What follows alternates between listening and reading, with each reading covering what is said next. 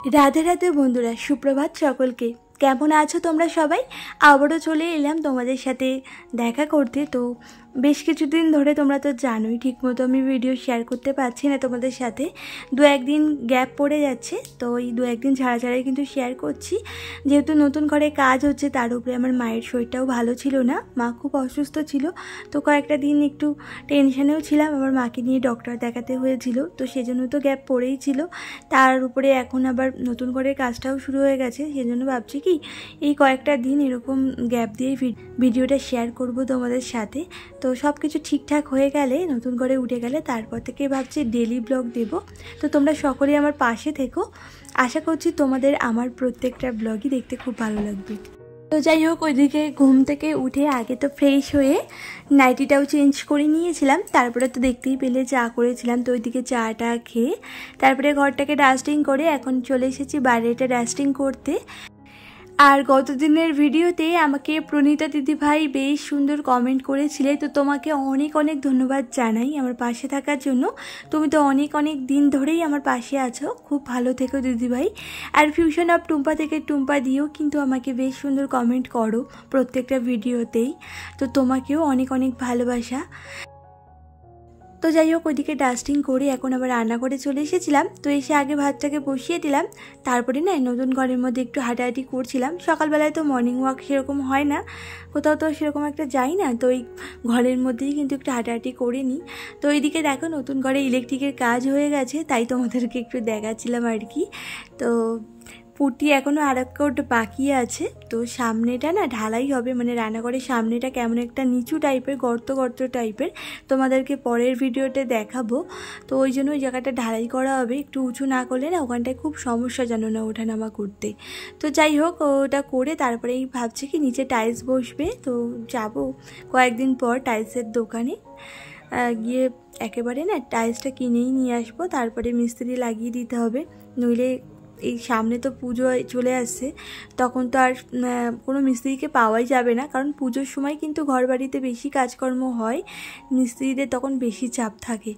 তো যাই হোক, তো এদিকে দেখো এখন ঘরটাকে কিন্তু মুছে নিলাম, আর বিছানাটাকেও তুলে নিয়েছি। ওদিকে মামা মোর পাপা দুজনেই তো ঘুম থেকে উঠেই গেছে, তো ওই জন্য ভাবলাম একেবারে ঘরের কাজটা কমপ্লিট করেই নিই, তারপরে তো রান্নাঘরে এসে রান্নাবান্নাটাও করে নিয়েছি।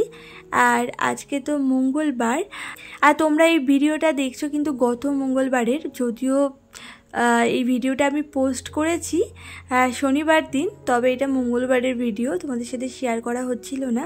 তো যাই হোক, আজকে সমস্ত কিছু নিরামিষ আইটেম রান্না হয়েছে, আর আজকে সেরকম একটা রান্নাবান্না তোমাদের সাথে শেয়ার করলাম না, প্রায় ভিডিওতে তো শেয়ার করেই থাকি। তো ভাবলাম আজকের ভিডিওটা একটু অন্যরকম করি, তো সেজন্য আর কি।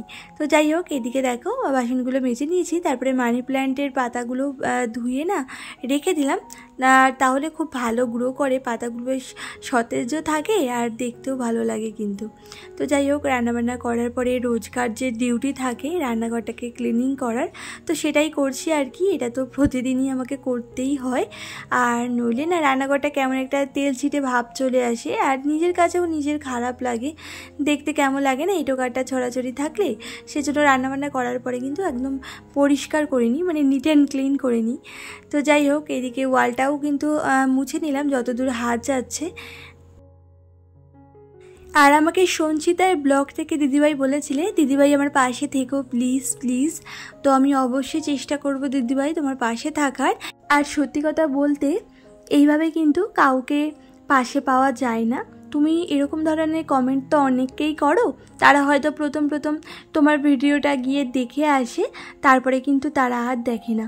তাই আমার মতে তুমি নিষ্ঠার সাথে কাজটা করে যাও, যাদের তোমাকে ভালো লাগবে তারা দেখবে এমনিতেই তোমার ভিডিওটা দেখে আসবে। যার যাকে ভালো লাগে না তার তখন কিন্তু ইচ্ছে হয় যে তুমি এর পরের দিন কি কাজ করছো সেটা দেখার জন্য, আর সে কিন্তু এমনিতেই দেখে। তবে জোর করে কিন্তু কাউকে নিয়ে আসা যায় না, আর এলেও কিন্তু তারা বেশি দিনের জন্য টেকেও না। তো এটা কিন্তু আমার ধারণা না, কারণ আমি ইউটিউবে অনেক দিন ধরেই কাজ করছি, তো আমার অভিজ্ঞতা থেকে বললাম, এবার তোমার ব্যাপার। তো যাই হোক, আজকে দেখো এই যে স্নেক প্ল্যান্ট গাছটা দেখলে না, ওটা তো অনেক দিন আগেই আমি জলে রেখেছিলাম, তো শেকড় গজিয়েছিল, আর এখন দেখছে কি বেবি প্ল্যান্টও বেরিয়ে গেছে। তো ভাবছি আজকেই মাটিতে না রিপোর্ট করে দিই। আর এই গাছটাকে অনেক দিন ধরে ভাবছিলাম যে মাটিতে পুঁতবো, তো সেটা হচ্ছিলই না, মানে সময় করেই উঠতে পারছিলাম না। তো আজকে যখন পেয়েছি তো ভাবলাম করেই নিই। তো যাই হোক, ওদিকে দেখো গাছটাকে পুঁতে তারপরে চলে এসেছিলাম ছাদে। তো সকালে ঘুম থেকে উঠেই না আমি জামা কাপড়টা ভিজিয়ে দিয়ে গিয়েছিলাম, তখন আর ভিডিওটা শ্যুট করিনি। সবসময় ক্যামেরাটা নিয়ে ছাদে আসতে ভালো লাগে না আর কি, সেজন্য। তো যাই হোক, এখন সমস্ত জামা কাপড়গুলো কেচে নেব।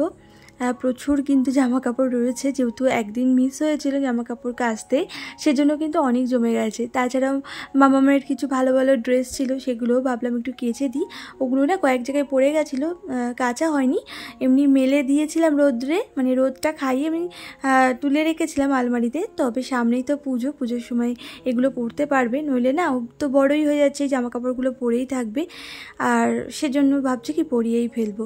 তো যাই হোক, সেজন্য কেচেও দিলাম, তারপরে জামা কাপড়গুলো মেলে টেলে এদিকে দেখো চলে এসেছি এখন পুজো করতে। আর প্রতি মঙ্গলবার করে তো আমি হনুমান পুজো করি, তো আজকেও সেটা করে নিলাম। আর বাদ বাকি দিনগুলো তো শাশুড়ি মাই পুজো করেন, সেজন্য তোমাদের সাথে শেয়ার করাও হয় না। তো চলো বন্ধুরা, আজকের ভিডিওটা এই পর্যন্তই। আশা করছি তোমাদের ভালো লেগেছে। সবাই প্লিজ আমার পাশে থেকো, আর ভালো লাগলে চ্যানেলটিকে সাবস্ক্রাইব করে ভিডিওতে একটা লাইক দিয়ে দিও।